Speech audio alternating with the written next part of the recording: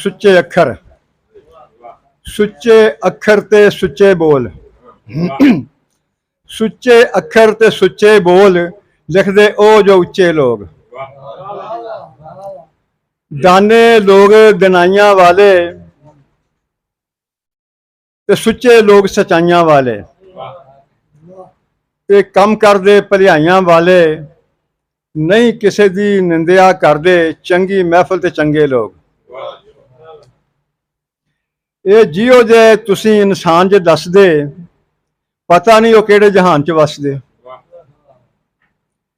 ਖਬਰੇ ਚੰਨ ਜ਼ਮੀਨ ਜਾਂ ਕਿ ਆਸਮਾਨ ਤੇ ਵਸਦੇ, ਇਹ ਦੁਨੀਆ ਮੈਂ ਕੁਛ ਵੇਖੀ ਭਾਲੀ ਆ, ਤੇ ਦੱਸ ਹੁਣ ਚੰਨ ਤੇ ਜਾ ਕਰਾਂ ਪੜਚੋਲ।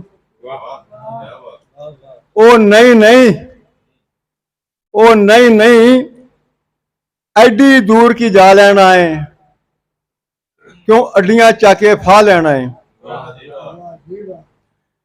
ਉਹਨੂੰ ਆਪੇ ਆਪਣੇ ਮਨ ਵਿੱਚ ਪਾ ਲੈਣਾ ਹੈ। ਨਿੰਦਿਆ ਚੁਗਲੀ ਛੱਡ ਕੇ ਭਲਿਆ, ਤੇ ਮੂੰਹੋਂ ਨਾ ਬੋਲੀ ਰੁੱਖੇ ਬੋਲ।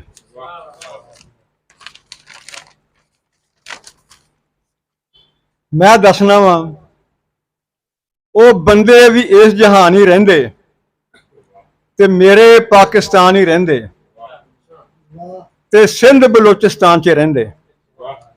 ਜਿਵੇਂ ਚੰਨ ਸਮਾਨੀ ਚਮਕਣ ਤਾਰੇ, ਇਵੇਂ ਸੋਹਣੀ ਧਰਤੀ ਸੋਹਣੇ ਲੋਕ। ਤੇ ਦੇਸ਼ ਪੰਜਾਬ ਦੇ ਸੁੱਚੇ ਬੰਦੇ, KPK ਦੇ ਉੱਚੇ ਬੰਦੇ। ਦੇਸ਼ ਪੰਜਾਬ ਦੇ ਸੁੱਚੇ ਬੰਦੇ ਤੇ KPK ਦੇ ਉੱਚੇ ਬੰਦੇ, ਤੇ ਸੋਹਣੇ ਮੁਖ ਸੁਨੱਖੇ ਬੰਦੇ, ਫੁੱਲਾਂ ਭਰੀ ਚੰਗੇਰ ਜੇ ਮੁਖੜੇ, ਸੁੱਚੇ ਬੋਲ ਤੇ ਪੂਰਾ ਤੋਲ। ਇਹੋ ਜਿਹੇ ਸੁਚੇਰੇ ਲੋਗ ਵੇਖੇ ਮੈਂ ਬਥੇਰੇ ਲੋਗ, ਇਹ ਮਿਲਦੇ ਨਹੀਂ ਹਨੇਰੇ ਲੋਗ, ਤੇ ਆਟੇ ਦੇ ਵਿੱਚ ਲੂਣ ਬਰਾਬਰ, ਕੋਈ ਤੇ ਹੁੰਦੇ ਲੁੱਚੇ ਲੋਗ।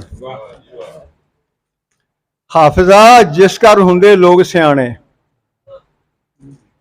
ਹਾਫਜ਼ਾ ਜਿਸ ਘਰ ਹੁੰਦੇ ਲੋਕ ਸਿਆਣੇ, ਉਸ ਘਰ ਭਰੇ ਪੜੋਲੇ ਨਹੀਂ ਮੁੱਕਦੇ ਦਾਣੇ।